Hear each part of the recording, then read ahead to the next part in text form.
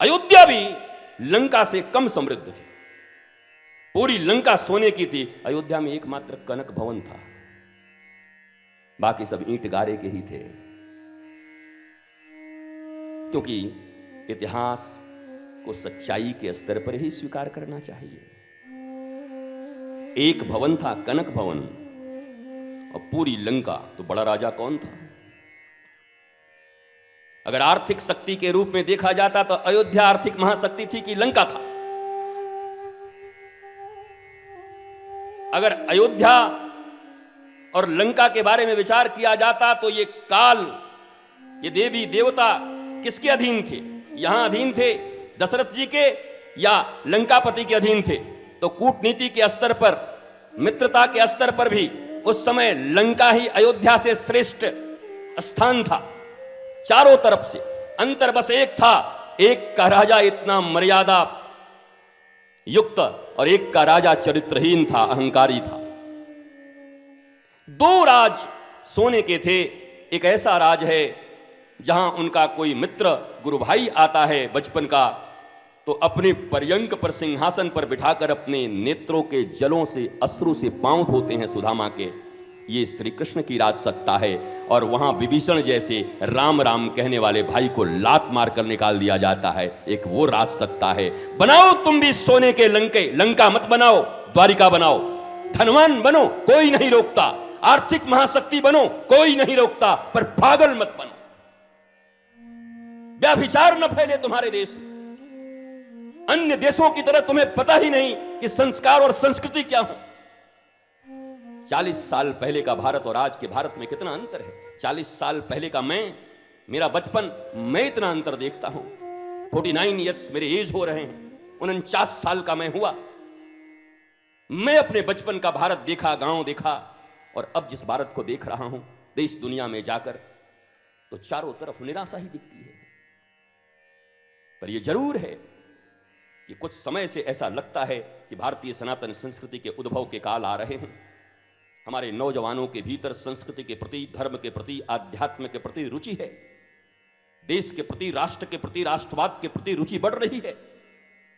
और यही रुचि आने वाले प्राचीन भारत को और नवीन भारत को, जिसको कहते हैं कॉम्बो, मिक्स भारत, भौतिकता के आधार पर हम जहां खड़े हैं, सैन्य शक्ति में जहां हैं, आर्थिक शक्ति 5वीं है, 4थी बन जाए, 3री बन जाए, 2री बन जाए, 1 बन जाए। विश्वगुरु तो तभी बनोगे जब 1 नंबर पे आओगे।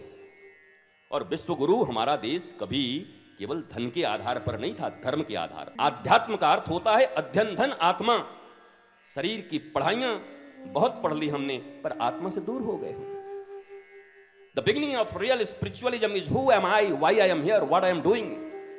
ये प्रश्न नहीं है युवाओं के मन में आज। 1 लाख श्लोक हैं, वेद की स्तुतियां हैं, जिसमें 80,000 कर्मकांड के हैं, 16,000 उपासना के हैं और 4,000 ज्ञान के हैं, पर ज्ञान कांड से किसी को मतलब नहीं है। जबकि समस्त श्लोकों को मत कर और नवनीत माखन के रूप में वो 4,000 श्लोक ज्ञान के हैं। हनुमान जी का जब भी पढ़ोगे, जय हनुमान ज्ञान गुण सागर, जय हनुमान ज्ञान गुण सागर, जय कपीस तिहु लोक उजागर।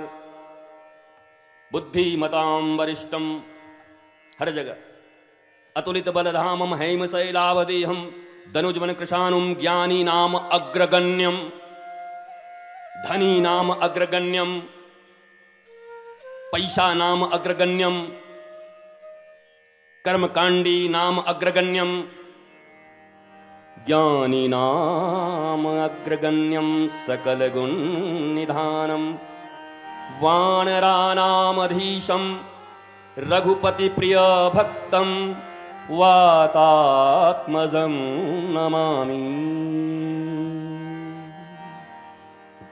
एक तो ज्ञानी नाम अग्रगण्यम और दूसरा रघुपति प्रिय भक्तम,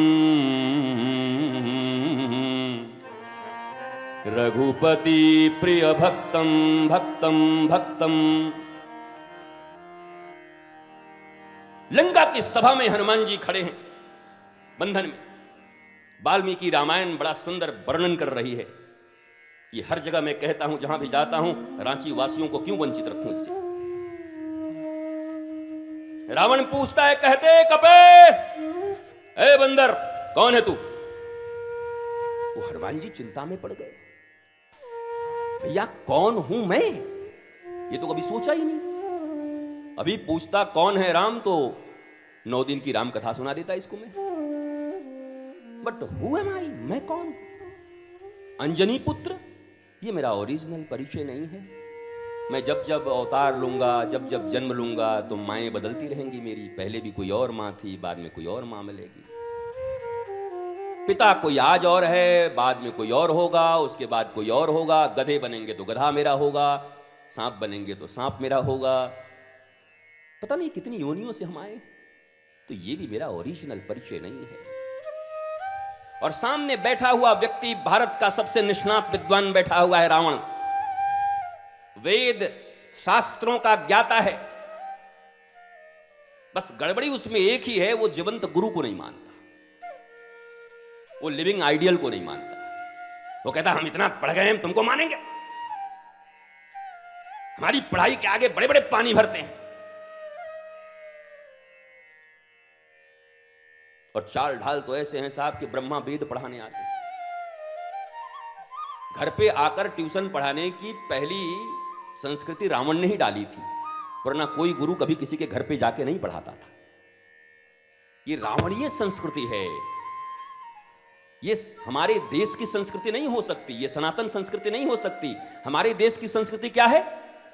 गुरु गृह पढ़ाना गया रघुराए, गुरु गृह पढ़ाना गया रघुराए, अल्पकाल विद्या सब पाई।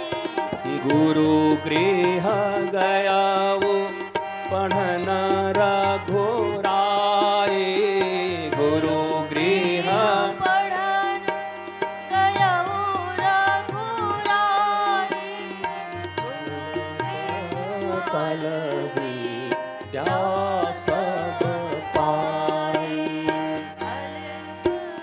गुरु गृह पढ़न गयो रघुराई, अल्पकाल विद्या सब पाई। अल्पकाल में ही समस्त विद्या गुरुदेव भगवान के कृपा से निष्णातता, यद्यपि तत्व के रूप से वो साक्षात ईश्वर हैं, रामो विग्रहवान धर्म, परंतु लीला के क्षेत्र में अपने गुरु के शिष्य हैं और गुरुगृह पढ़ने के लिए जा रहे हैं, अध्ययन के लिए जा रहे हैं और अल्पकाल में समस्त विद्याओं से पारंगत हो जा रहे हैं। ठीक उसी प्रकार जैसे उज्जैन में सांदीपनी मुनि के आश्रम में जाकर के भगवान नंदनंदन पारंगत होकर आ रहे हैं, 64 कलाओं का विद्या लेकर के आ रहे हैं। यद्यपि ईश्वर हैं, लेकिन मनुष्य के रूप में आए।